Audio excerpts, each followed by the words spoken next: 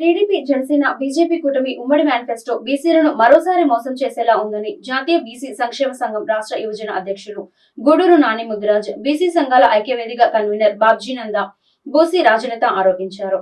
ఇది ముమ్మాటికి బీసీలను దగా చేసే మేనిఫెస్టో అని మండిపడ్డారు. బీసీలను తోక కత్తిరిస్తామన్న చంద్రబాబు అధికారం కోసం గతం మరిచి బీసీలపై కపటి ప్రేమ చూపిస్తున్నారని నిప్పులు చెరిగారు.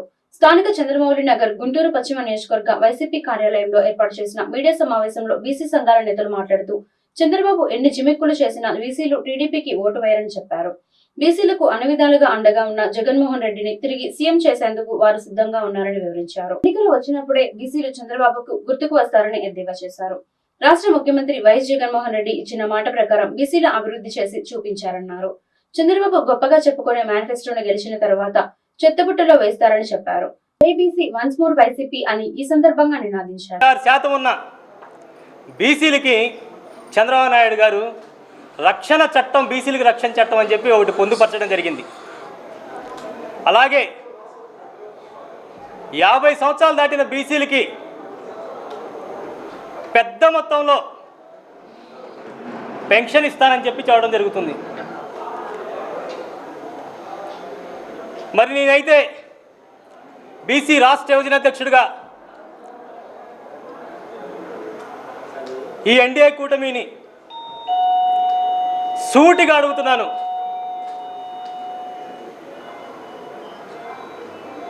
ఇంకెంతకాలం ఈ రాష్ట్రంలో 56% ఉన్న బీసీలు మోసం చేస్తారు మీరు?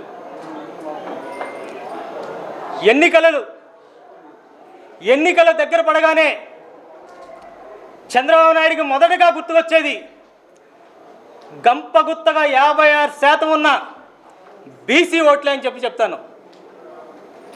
ఈ 40 సంవత్సరాల్లో ఈ రోజున ఈ పత్రికా సమావేశం ఏర్పాటు చేయడానికి గల ప్రధానమైన కారణం ప్రతిపక్ష నేత శ్రీ నారా చంద్రబాబు నాయుడు గారు ఉమ్మడి మేనిఫెస్టో అని చెప్పి నిన్న ఒక మేనిఫెస్టో రిలీజ్ చేశారు. ఆ మేనిఫెస్టో ఎలా ఉందయ్యా అంటే, గతంలో 2014 ఎన్నికలప్పుడు ఏదైతే మేనిఫెస్టో ఇచ్చారో 600 హామీలతో, అందులో 10% కూడా నెరవేర్చకుండా జనాలు ఆ మేనిఫెస్టోను చూస్తారు, మళ్ళీ అడుగుతారని ఆ మేనిఫెస్టోని సాక్షాత్తుగా ఇంటర్నెట్ నుంచి తొలగించిన వైనం. ఈ రోజున బీసీ డిక్లరేషన్ అని చెప్పి వాళ్ళు నిన్న మేనిఫెస్టోలో పెట్టారు. 50 ఏళ్లకే 4,000 రూపాయల పెన్షన్ బీసీలకు అమలు చేస్తామన్నారు. ఇదే హామీ 2014లో కూడా ఇచ్చారు. మరి అప్పుడు అమలు చేశారా? అప్పుడు చేయలేని వాళ్ళు మళ్ళీ ఇప్పుడు ఎలా చేస్తామని మోసకారి పూరితమైన చూస్తే చాలా హాస్యాస్పదంగా ఉంది. ఇదే పని 2014లో మేనిఫెస్టో రిలీజ్ చేశాడు.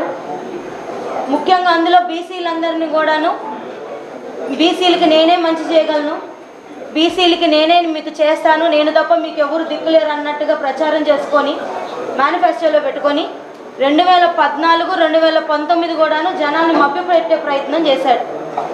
2014లో బీసీలందరూ మేము మోసపోయామేమో, కానీ 2019కి చంద్రబాబు నాయుడు ఏంటి, ఆయన మేనిఫెస్టో ఏంటో తెలుసుకొని 2019లో ఆయన ఎక్కడ కూర్చోబెట్టాలో బీసీలందరం కలిసి 23 స్థానాలకి ఆయన పరిమితం చేసి అక్కడ కూర్చోబెట్టాం. మరి ఈరోజు మళ్ళీ 2024కి కొత్తగా మేనిఫెస్టో తీసుకొని వచ్చారు. ముందు ఒకటే అడుగుతున్నాం, 2019లో మీరు ఇచ్చిన మేనిఫెస్టో ఏమైంది? ఇంటర్నెట్లో పరిధిలో కూడా, ఆన్లైన్ పరిధిలో కూడా దొరకకుండా మాయమైపోయిన మేనిఫెస్టో తెలుగుదేశం పార్టీ మేనిఫెస్టో. 2019లో మేనిఫెస్టో కనిపించలేదు. మేనిఫెస్టో ఎలక్షన్స్లో జరుగుతున్నటువంటి స్పీచెస్ అందరూ కూడా మీరు బాగా గమనిస్తూ ఉన్నారు. ముఖ్యంగా నా మీడియా అన్నదమ్ములందరూ కూడా మీరు బాగా గమనిస్తూ ఉన్నారు ఒక మాట. ఆ మాట ఏంటంటే, చంద్రబాబు నాయుడు గారు ప్రతి మీటింగ్లో చెప్తా ఉన్నాడు ఒక మాట, భయంతో. ఏమని చెప్తా ఉన్నాడు ఆ మాట?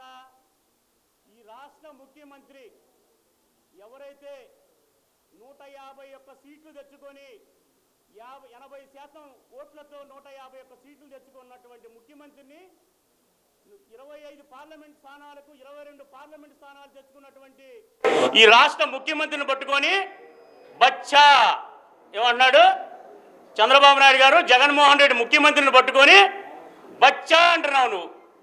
జగన్మోహన్ రెడ్డి గారు బచ్చా, కరెక్టే.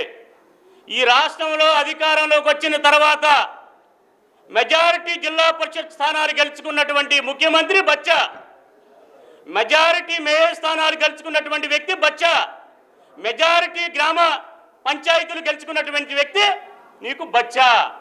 ఆయన ఒకటే చెప్తా ఉన్నాడు, నాకు మేనిఫెస్టో, బైబుల్, ఖురాన్, భగవద్గీత సమానం. నేను ఏ మాట అయితే చెప్తానో ఆ మాటే చెప్తాను. చంద్రబాబు నాయుడు లాగా వేలం పాట మాత్రం వేయను.